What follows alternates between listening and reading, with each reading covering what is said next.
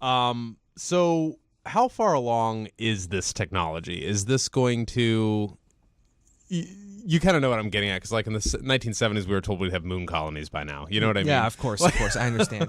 In terms of rubber meeting the road, right now, one company that I feel is pushing the limits in terms of what is possible with autonomous vehicles and kind of pushing the boundaries in terms of actually releasing these features and allowing owners of their cars to use them is Tesla Motors. Tesla, through I think it's their Model S and their X, they have their Autopilot, which has some really incredible features. Now that just works on the freeway right now. Yeah. So just to give you an idea, we have these a lot of cars now already released these days where you have sensors that might warn you that there's something in your blind spot, or they might have like adaptive headlights. So as you turn, the headlights will adjust to better illuminate your path.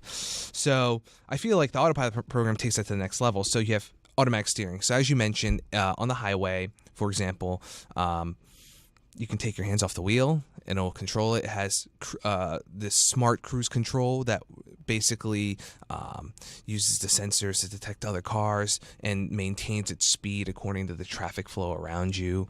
And then it also has automatic lane changes. So if you're in that autopilot mode, you can just hit your blinker, and then once it's safe, it will automatically change to the next lane for you. It'll warn you if your car is drifting into another lane, for example.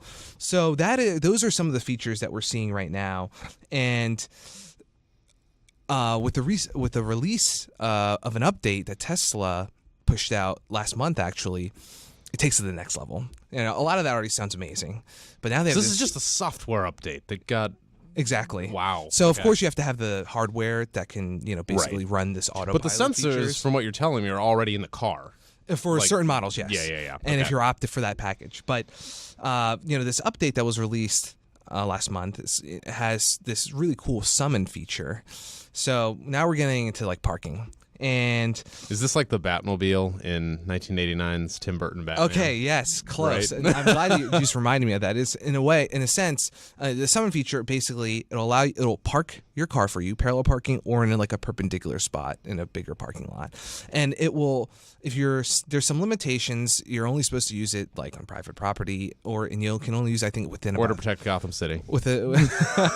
Exactly, or within about 30 feet from the car. But ultimately, in tight spaces, you can get out of the car.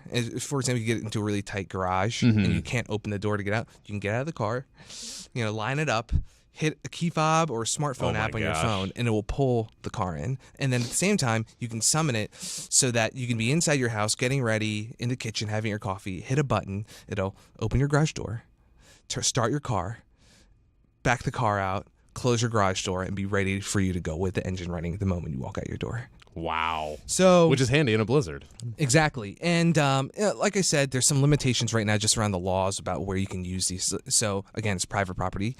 But the CEO Elon Musk, he has very confidently stated that. Did this happen just yesterday on the conference call, or actually it may have been, but but he stated that eventually he's hoping Summon could work on a coast-to-coast basis, even where you could summon your car in New York from Los Angeles, and it'll make it across the country. Not only that, it'll know when to charge on the way, and it'll even sync up potentially with your calendar and arrive right when you need it. Wow. So, and he's saying that's within 2 years. A lot of other manufacturers, automakers have put out a timeline of around 2020 of when they really start seeing these cars hitting the road in smaller numbers. Google's even more bullish than that. But again, it's just some of these incredible features just gives you an idea of what's on the horizon.